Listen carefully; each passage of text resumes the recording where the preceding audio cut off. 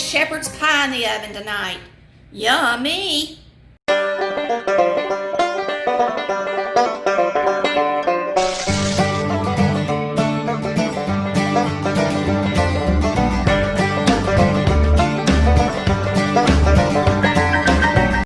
Hey y'all, it's Tammy with Collard Valley Cooks, and boy, we're gonna have something good tonight. Shepherd's pie.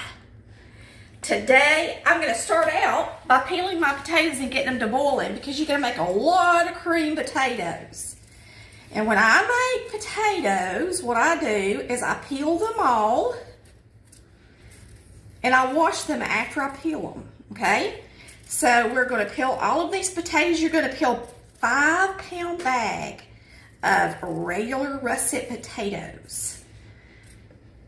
Now, I'm just using a paring knife like Mama did. That's how I like to peel potatoes. I'm faster at it than if I use a paring knife.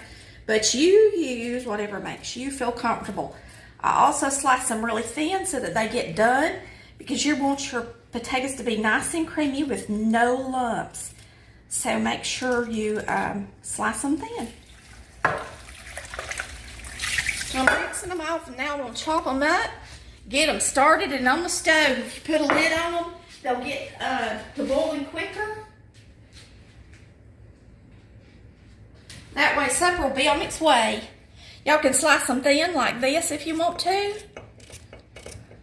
Or you can, Mama always did it this way.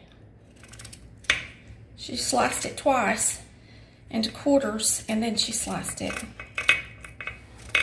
I'm gonna get this on the stove and get it started on high. Go put a lid on it so it'll get done, so it'll start up quicker.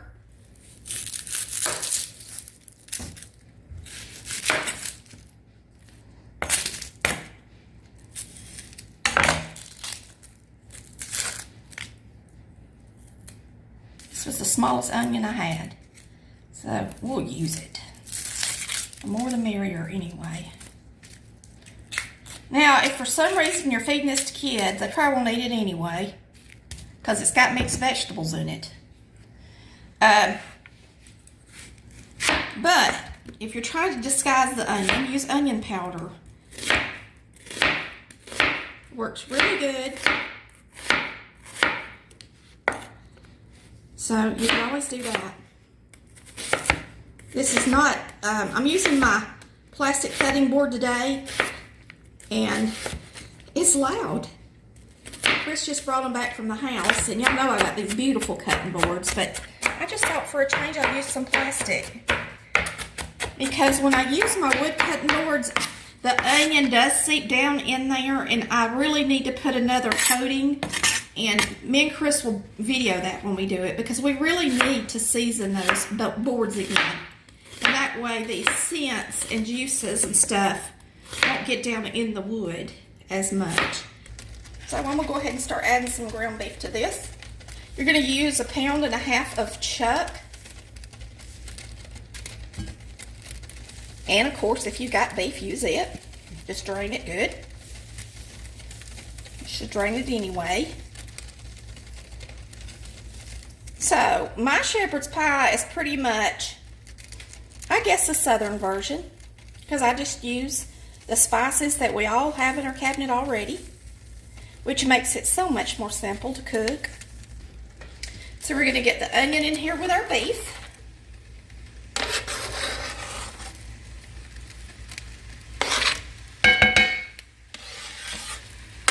And I'm going to brown this before I add my spices. So these are my skins from my cream potatoes. Today for my shepherd's pie. I'm putting them in here. I rinsed them really good. Now you're going to put them in here and cover them in water, and that way they won't turn brown. And get them in the refrigerator. And then tomorrow, if you have a sandwich or hamburgers or hot dogs or whatever, even if it's just a snack, you can get these out, let them dry a little bit, and then coat them with some olive oil, throw them in the air fryer or in your oven, and make some potato skins for the kids. Or for the adults for snack. Now remember, we have so many questions about our kitchen items and our cookbooks. Remember, you'll find all those answers if you just go to our website at www.collardvalleycooks.com. You're going to find cutting boards and utensils and cookware, and even all the way down to what lotion I like to use, beauty items too. All right, we've drained our beef. And so now we're going to add a teaspoon of Weber Steak and Chop. It's just one of my favorite things to cook with. We're going to put in a few squirts of Worcestershire sauce. I'm going to put a teaspoon worth. And you can always make this more spicy if you've got a family that likes it. Where I grew up, we didn't eat a whole lot of stuff that was too spicy. We're going to put in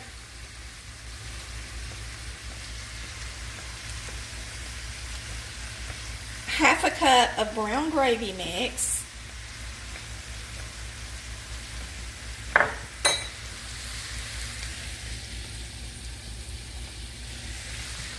We're going to open 2 cans of vegetables. We're going to drain 1 can into our beef mixture to help bind that gravy mix in with the beef. That way we get all of the vitamins that were packed in these vegetables and not just drain them down the sink.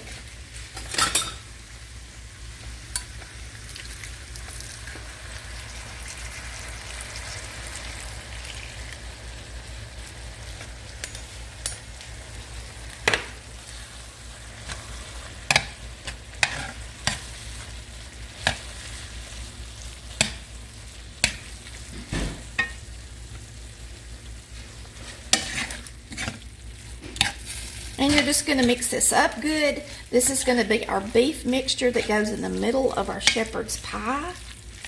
So simple and easy, y'all. And your family and even the little ones is going to love it because everybody loves green potatoes.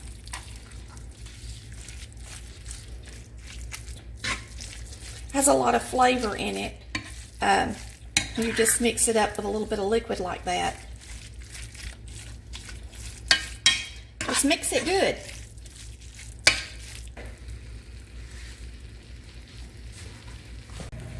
All right, it's time to cream the potatoes. You want them to be fork tender. What I mean by that, they should just break to pieces just like these are doing. Now we're going to get them over here and make some really good creamed potatoes. I'm going to drain them. I'm going to use this over here because it just does a great job. We love this thing. And then we're going to mix them up right here in the sink. If you mix them in the sink, then you don't have to worry about splatter and everything. That's what Mama always did.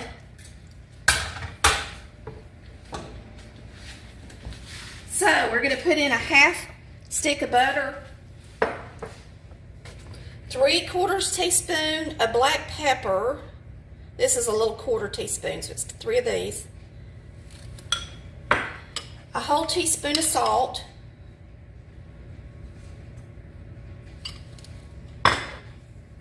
1/4 cup sour cream.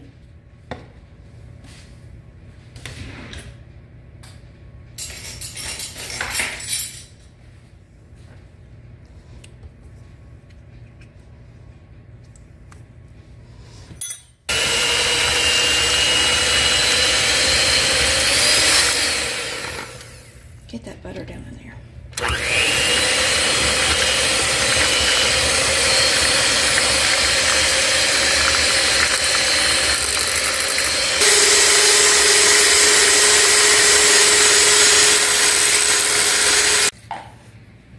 I'm going to grab my cooking spray and spray this iron skillet. This is an iron skillet. I think shepherd's pie is really pretty in an iron skillet. You're going to put half of your potatoes in it.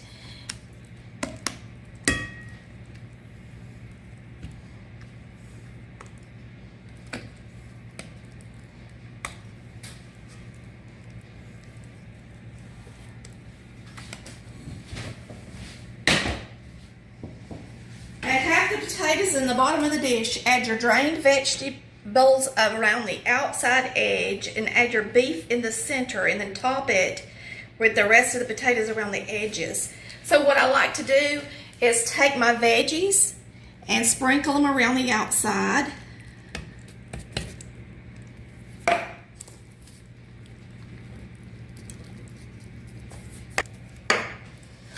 And you're going to put your meat on the inside.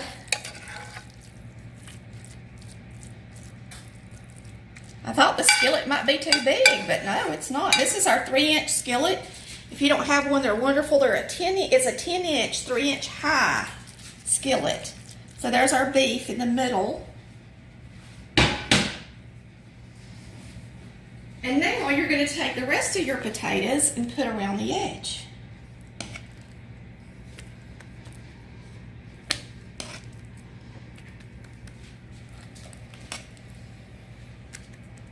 And no, I don't season the vegetables because the meat has got plenty of seasoning and so does the potatoes. And when you dip it and serve it, of course, it all kind of blends together. And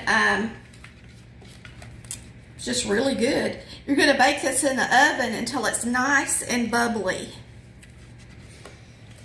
This is probably going to need to be in the oven if you want it to get really pretty. I bake it at 400. If you want it to get really pretty and toasty, it's probably going to be in there at least 15 minutes.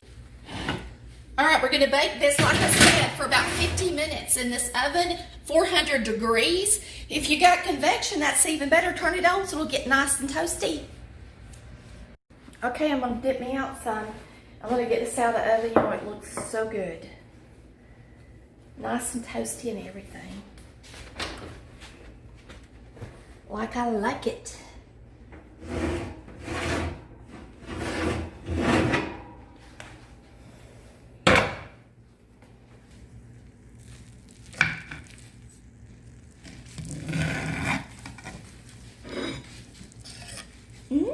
Good. Put our potatoes on the plate. Check some beef.